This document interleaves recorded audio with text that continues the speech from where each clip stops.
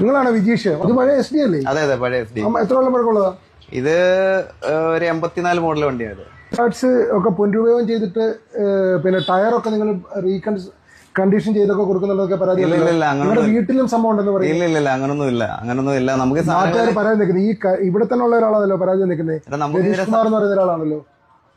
അത് ഇഷ്ടമില്ലാത്ത ആരെങ്കിലും ആയിരിക്കും. ഇതിന്റെ സാധനങ്ങളെല്ലാം കിട്ടും. ഇതിനെ കുറിച്ച് അങ്ങനെ പറയാൻ പറ്റില്ല. കാരണം ഇപ്പൊ തന്നെ കൊട്ടാരക്കര തന്നെ ടയർ കണ്ടീഷൻ മോശമായിട്ടാണ് ഒരു അപകടം ഉണ്ടായത്.